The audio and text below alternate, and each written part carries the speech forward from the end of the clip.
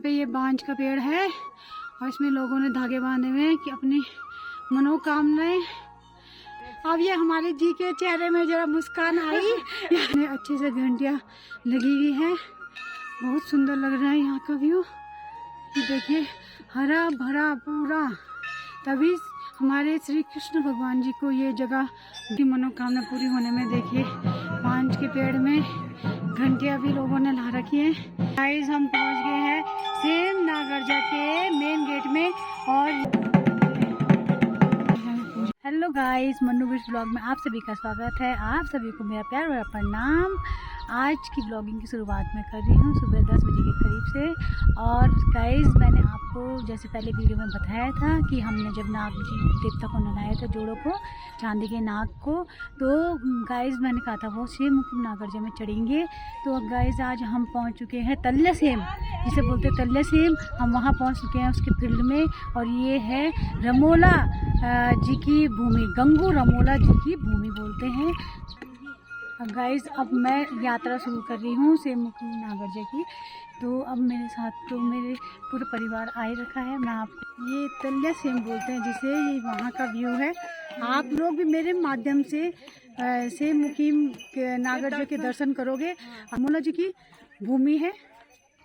ये देखिए कितना बड़ा अच्छा पहाड़ आ रहे हैं। तो यहाँ हेलीपैड भी बन गए हैं। यहाँ हेलीपैड भी बन चुका है, दुकानें भी बहुत सारी बन गई। जब हम पहले आए थे, तो बहुत पहले आए थे, तो उस टाइम एक ही दुकान थी। ये देख सकते हो कितना बढ़िया बन गया है, बहुत अच्छा व्यू है। दुकानें बहुत ज़्यादा बन गई है। ये देखिए, जय सेम नागराजा की जय। और ये मेरी जेठ सासू जी है। और आप भी घंटी सुनिए, देवता के मंदिर की स्टार्टिंग यहीं से है। जय सेम नागराजा। देखिए जो लोग नहीं जा पा रहे हैं घोड़े का बंदोबस्त कर, ये प्रसाद है जो ले जाते हैं सेम मुखी नागराजा के लिए। ये आप देख सकते हो, ये मेरी जेठानी जी की लड़की भी है मेरी जेठ सासू जी के साथ। तो ये हमने प्रसाद ले लिया है। तो इस तरीके से प्रसाद मिलता है यहाँ।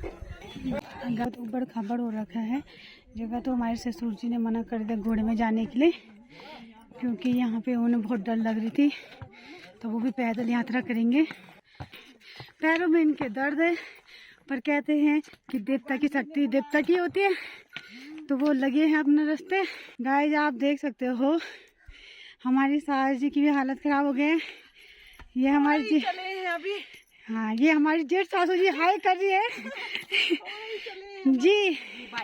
अजीब जी के और सास जी के पैर में दर्द, मानना पड़ेगा कि हिम्मत है कि जाना है तो जाना है। देव जी आगे पहुंच गए हैं। ये खराब हो रही, पर हम डंडा लेके चल रहे हैं क्योंकि यहाँ पे बहुत उबड़ खाबड़ पत्थर है। तो हमने डंडा पकड़ा हुआ है ताकि हमें दिक्कत ना हो। ये आप चप्पलें टूट चुकी हैं, इसलिए मैं, इतना अच्छा व्यू है ना कि हमें धूप भी मिल रही है, छाया भी मिल रही है। आपको पता ही है सांप छाया में भी रहते हैं और धूप में भी। नागरजा देवता ने वो जगह पसंद की। गाइस हम वहाँ पहुँच के आपको श्री कृष्ण भगवान जी की कहानी बताएंगे। ये हमारी जेठ सासू जी थक गई है तो बैठ गए हैं। गाइस ये पहिया के फूल हैं और ये हर जगह नहीं होता है। ये देखो, आप देख सकते हो ये पहिया के फूल बहुत सारे हैं यहाँ। यहाँ आके हमें अलग ही प्रकार के फूल देखने के लिए मिले हैं। घोड़े की सुविधा के लिए कर रखा उन्होंने, जो यहाँ तक आ सकता है। तो अगर आगे नहीं जा पाए अपना आप, तो घोड़े में बैठा के ले जाते हैं ये भैया लोग। अब बोल, हाँ भैया ये क्या है? ये जो नहर तुनेर है। अच्छा, नहर तुनेर बोल रहे हैं। केदारपति यहाँ तुम बोलते हैं, हम नहर बोलते हैं इसको। अच्छा, ये उसकी तो बोला जाए। हाँ, ये बता रहे थे कि खुशबू भी बहुत ज़्यादा आती है, ये पत्ती बहुत अच्छी होती है। नहर पत्ती बोल रहे हैं, केदार पत्ती भी बोलते थे। ये देखिए गाइस, बच्चे लोग भी खूब मतलब ये चीज़ें बेच रहे हैं, तो बहुत अच्छी बात है। तो मेरे पति देव जी ने ये ले लिया है। आप लोग भी आओगे तो सेम मुखी में जरूर लेके जाना है इसे। केदार पत्ती बोलते हैं। हाँ, ना कुछ तो नहीं, जो प्रसाद हो, हाँ, जो आपको मैंने बता दिया है, बहुत अच्छी होती है, इसकी खुशबू भी बहुत अच्छी होती है। तुमने बना तो दिया वो ऊपर भैया बता रहे हैं। चल चढ़ दू भी रास्ता में तुम कहीं भी दे सकते अच्छा मैं तो घर ही ले ना ना घर गुर सब बड़ी जी वो घर तो जब यात्रा में पति देव जी बताइए, आप कुछ बोल रहे हो? यात्रा में जाते तो क्या नहीं करते, बोलिए। है तो कभी भी अगर कहीं पे भी कोई बच्चा बैठा हो, कोई बूढ़ी औरत बैठी हो, कोई बूढ़े दादाजी बैठे हो, उनको दान तो जो भी चीज बेच रहे हो लेने का कष्ट करे उनसे। ये बहुत बढ़िया बात बोली मेरे पति देव जी ने कि बच्चे खाने पीने सबके सब बच्चे सहारे में रहते हैं कि कुछ ना कुछ खरीदे। बहुत पैसा खर्च करते हैं, इससे बढ़िया है 20-40 रुपए का कुछ भी दे दो। जी जी जी, बहुत बढ़िया बात बोली आपने, मन छूने वाली बात बोली है। ये बात तो सही है कि हम खाने पीने में और डॉक्टरी खर्चों में बहुत पैसा लगाते हैं, पर जो बच्चे बेचारे बूढ़े होते हैं बेचने की चीज़ें उनको दे तो बहुत पुण्य भी मिलता है।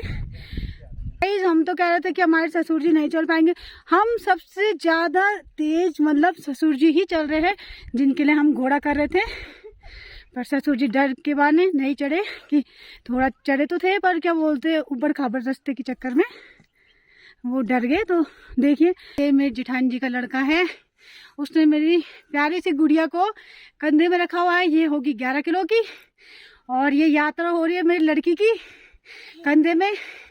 और फिर उसका भाई भी अक्षत बीच बोल रहे हैं कि मैं भी ले जाऊंगा बहन को आधे में। हाँ, देख लीजिए, आप लोग को हेलो कर रहे हैं। अब वो उसका भैया वो भी ले जाएगा आधे आधे, दोनों। तो इनकी यात्रा तो और कठिन। कोई नंगे पैर यात्रा भी करता होगा।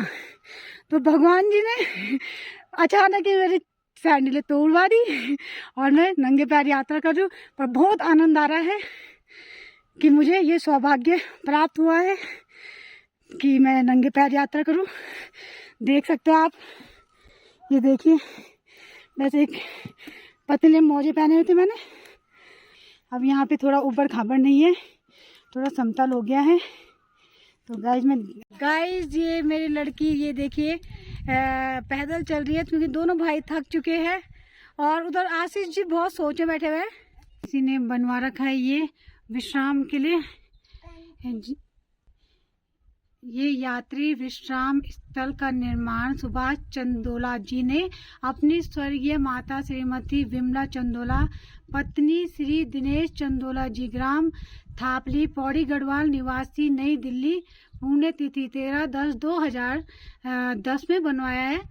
अब ये तो बहुत अच्छा काम किया उन्होंने कि यहाँ पे थक के बैठ सकते हैं, थोड़ा हमने विश्राम कर लिया है। उनके लिए बहुत बहुत धन्यवाद, क्योंकि उन्होंने बनाया है तो मतलब भक्तों की भी सोची कि उन्हें भी पता है सेम मुखीम नागरजा का मंदिर बहुत ऊंचाई में है, अखड़ी चढ़ाई है।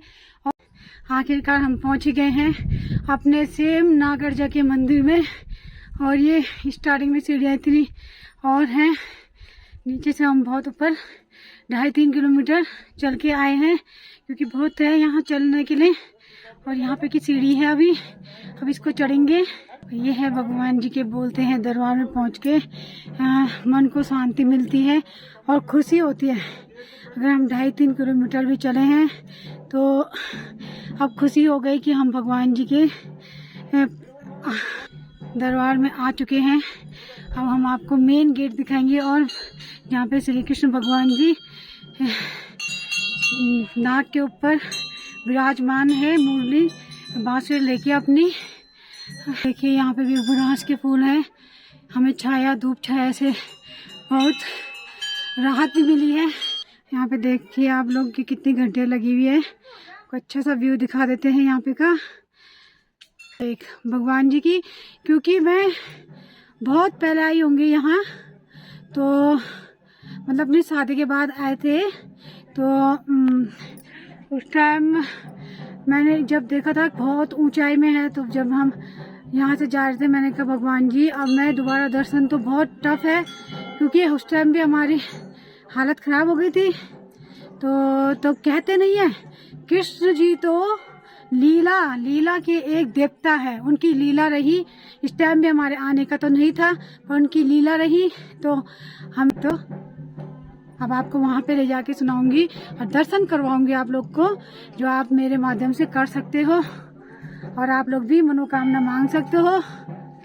ये देखिए कितना सुंदर व्यू है, यहाँ पे पेड़ और गए यहाँ पे ये बांज का पेड़ है और इसमें लोगों ने धागे बांधे हुए हैं कि अपनी मनोकामनाएं जो मांगना चाहेंगे और पीला कपड़ा ही बांधा हुआ है, तो मनोकामनाएं पूरी होती होगी तो लोग यहाँ से कोई ना कोई धागा तोड़ के अपने मनोकामनाएं पूरे होने में तोड़ देते हैं।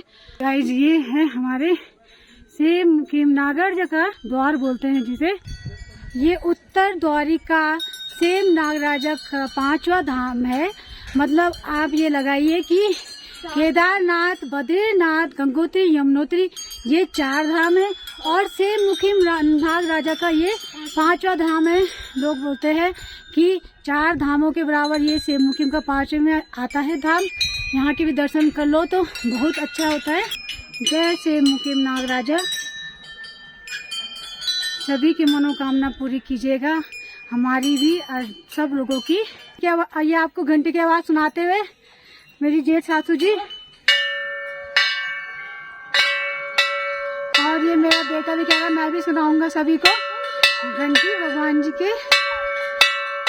इधर देखिए, अब ये हमारे जी के चेहरे में जरा मुस्कान आई पहुंच के। आप लोग भी सब दर्शन कीजिएगा सेम नागराजा के, तो मन खुश हो जाता है। ये देखिए कितने अच्छे से घंटियाँ लगी हुई है और अच्छे से बहुत सुंदर लग रहा है यहाँ का व्यू। ये देखिए हरा भरा पूरा, तभी हमारे श्री कृष्ण भगवान जी को ये जगह भा गई थी लोगों की मनोकामना पूरी होने में। देखिए पांच के पेड़ में घंटियाँ भी लोगों ने ला रखी है, चढ़ाई है यहाँ अपने इच्छाएं मनोकामना पूरी होने। तो गाइस हम पहुँच गए हैं सेम नागराजा के मेन गेट में और ये आप बोल सकते हो कि सांप फन फैलाए हुए श्री कृष्ण भगवान जी ऊपर में विराजमान है मुरली के साथ, और सांप के वो देख सकते हो आप कितने मोटे उससे हो रखे हैं। तो भगवान जी का यहाँ से द्वार है। अब हम चलते हैं दर्शन करने। गाइस आप यहाँ देख सकते हो पूजा भी हो रही है और यहाँ देखिए बहुत भीड़ लगी हुई है सेम नागराजा में। गाइस यहाँ पे देखिए कितनी सारी घंटियाँ चढ़ा रखी है लोगों ने। और ये देखिए हम इतनी यात्रा करके पहुँच चुके हैं सेम नागराजा के दरवाजे पे, उनके सामने। ये देखिए कितना अच्छा मंदिर और नागराजा का पीले रंग का पीला कलर करवा रखा है। ये देखिए बहुत सुंदर, बहुत प्यारा। गाइस ये देखिए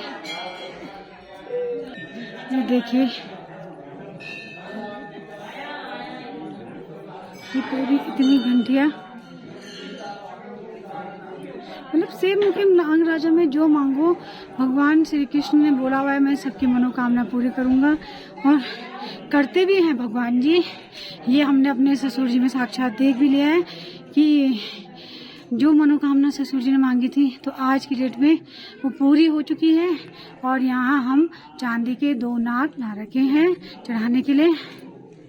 तो कोई कुछ बोलता है कि हम घंटी चढ़ाएंगे, कोई बोलता है कि नाग चढ़ाएंगे। तो सबसे अच्छा जो आपको अच्छा लगे, पर ये होता है कि नाग नागिन के जोड़े चढ़ाओ तो बहुत अच्छा रहता है और बहुत मनोकामनाएं पूरी भी होंगी। ये तांबे के नाग भी चढ़ा रखे हैं। गाइस ये हमारे घर से जो आटा आया, गुड़ आया, उससे प्रसाद बनता है। तो अभी भोग बन गया है, प्रसाद पूरा बन के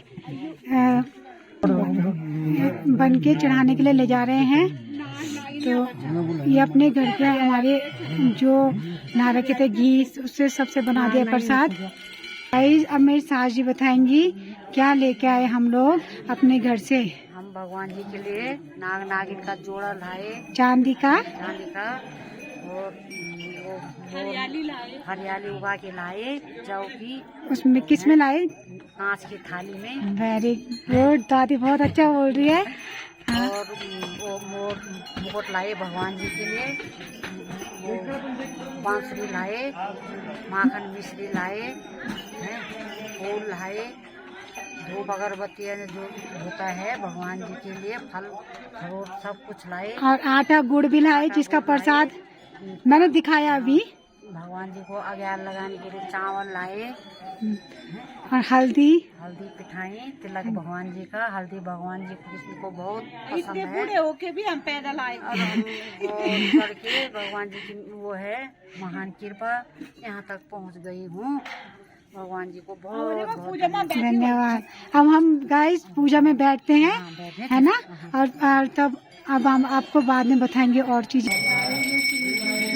राधा जी है साथ में, और ये शिला है हमारे श्री कृष्ण भगवान जी की, श्री मुखिम। तो कहते हैं श्री मुखिम जी नागराजा इसी में ही विराजमान है। मुखिम नागराजा के दर्शन के बाद ये शिला भी मैंने आपको दिखा दी है। अब हम गंगू रमोला जी के परिवार के दर्शन करेंगे। रमोला जी के मंदिर अलग से बना रखे हैं। रमोला जी है, ये गंगू रमोला जी बोलते हैं, जिन्होंने कृष्ण भगवान जी को जगह नहीं दी थी। वो तल्ले से हमने मांग रहे थे जगह श्री कृष्ण भगवान जी। अभी हम यहाँ पे पूजा करने के लिए गाइस, तो श्री शेम नागराजा देव जी का पूजन हो गया यहाँ। तो यहाँ पे बनवाते हैं जो हम अपने घर से गुड़, आटा और घी लेके आए थे, तो यहाँ पे बनवाया हमने। तो हमने ये आपको प्रसाद दिखाया था, तो उसे तब नागराजा देवता में चढ़ता है, और रमोला जी का जो परिवार है वहाँ पे भी चढ़ता है, और जो रमोला जी अलग से बना के वहाँ भी चढ़ता है। तो यहाँ से बनवा के तब हम वहाँ पे प्रसाद ले जाते हैं, और हम जा रहे हैं घर की ओर। तो हम आपको पहले अच्छे से पूरा दृश्य दिखा लेते हैं। ये देखिए आप सेम नागराजा का मंदिर देख सकते हो। आज बहुत भीड़ पहले नवरात्रि में सेम नागराजा के दर्शन करने के लिए।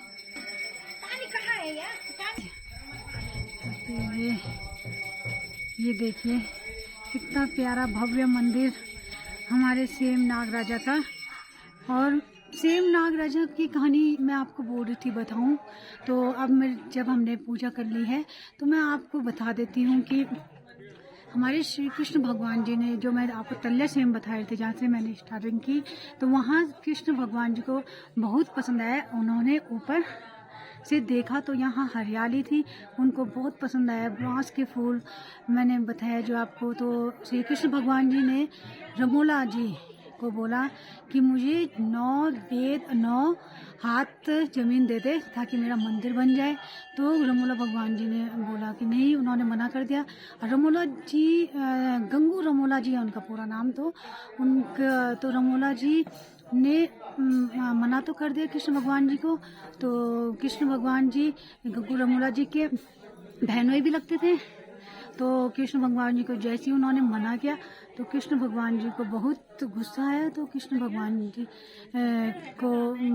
ने जितनी भी रमोला जी की गाय थी, मतलब पहले से हम यहाँ घूम रहे थे चरने के लिए, तो उनको सबको पत्थर बना दिया।